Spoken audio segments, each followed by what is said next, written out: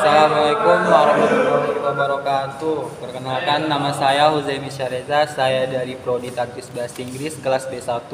Kali ini saya akan menyampaikan sebuah sejarah bahasa Indonesia dari materi bahasa Indonesia yang diampu oleh Bapak Septian Utut. Ini saya lihat kamera ya guys ya, bukan lihat catatan. Kalau lihat catatan gini. Jadi sejarah bahasa Indonesia.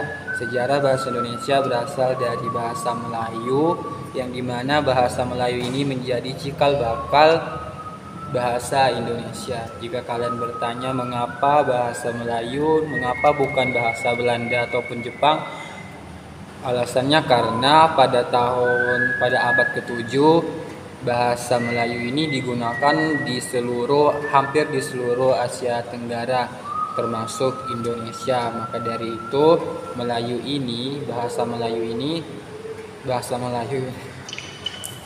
Melayu ini menjadi bahasa yang mungkin cukup sering digunakan di bangsa negara Indonesia kita ini. Lalu apa tuh?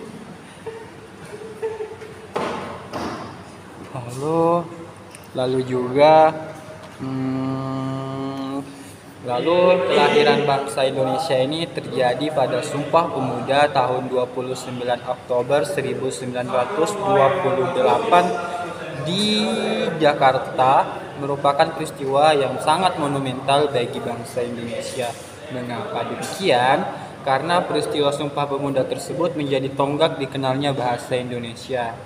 Lalu, apa tuh?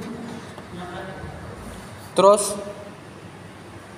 bahasa Indonesia dari Kongres pertama itu, bahasa Indonesia pertama kali dilakukan di Solo pada tahun 1938 dan menjadi tonggak. Bahasa Indonesia digunakan sebagai bahasa resmi milik negara Indonesia. Mungkin cukup sekian, videonya belum sampai 2 menit, tapi setidaknya dapat saya simpulkan bahwa bahasa yang pertama kali digunakan oleh bangsa Indonesia itu adalah bahasa Melayu.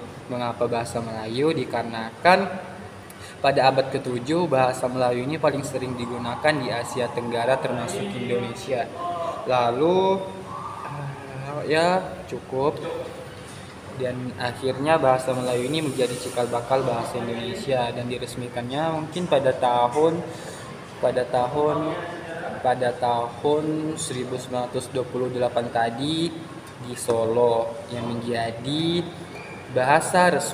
yang dijadikan bahasa resmi milik negara Indonesia. Ya, mungkin cukup sekian dari saya. Wassalamualaikum warahmatullahi wabarakatuh.